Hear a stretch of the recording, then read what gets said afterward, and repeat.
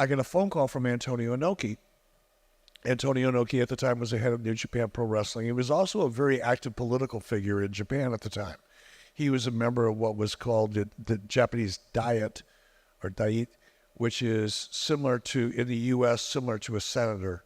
I don't know what the equivalent would be in Ireland or in the UK, but Antonio Inoki wanted to have what he referred to as a peace festival, because Antonio Inoki was running for office again, and he on a platform that he could broker a better business and peace relationship with North Korea, because he had a connection to North Korea in the form of a professional wrestler by the name of Ricky Dozan. Ricky Dozan was a North Korean professional wrestler that had trained Antonio Inoki. So Antonio Inoki was kind of a legend in North Korea, even though North Korea was very, very isolated. One of the few people that North Koreans knew was Antonio Inoki because of his relationship with Ricky Dozan, who at one point in the 50s and the 60s was a hero, national hero. Okay, just said I'd fast forward, sorry.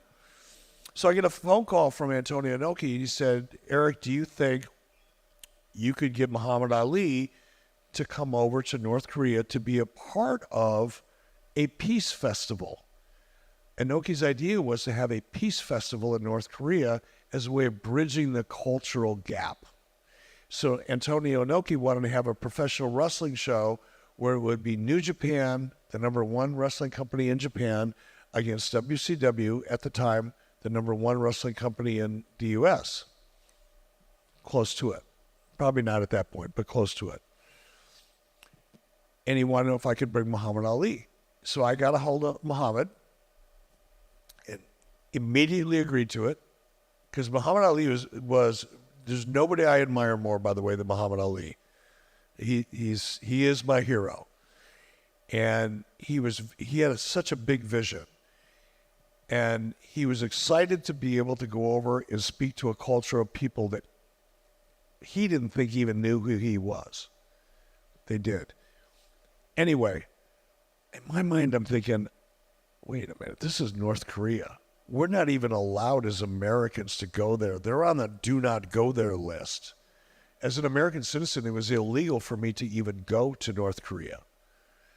The only way I could get there is if I went to Japan first, and then through Japan went to North Korea. And that's what we arranged.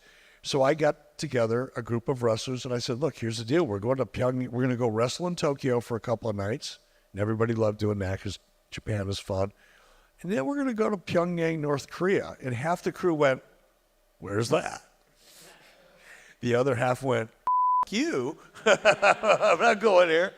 But I thought, what a great experience. What an opportunity to immerse yourself in a culture that is so entirely different than your culture.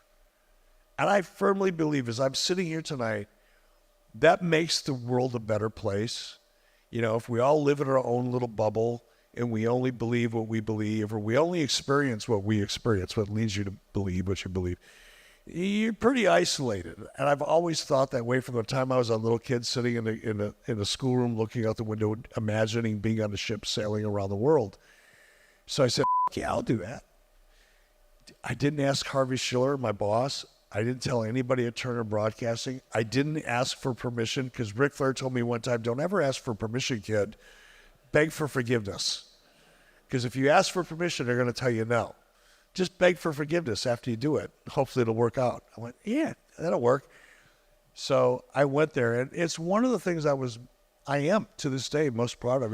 It had the most impact on me. I got to know Muhammad Ali on a level that I would have never, ever imagined I would get to I mean, we became friends. I got to experience a culture that is so unbelievably different than anything anybody in this room, unless you're from North Korea, has ever experienced. And I'm proud of that. Took some balls to do that one.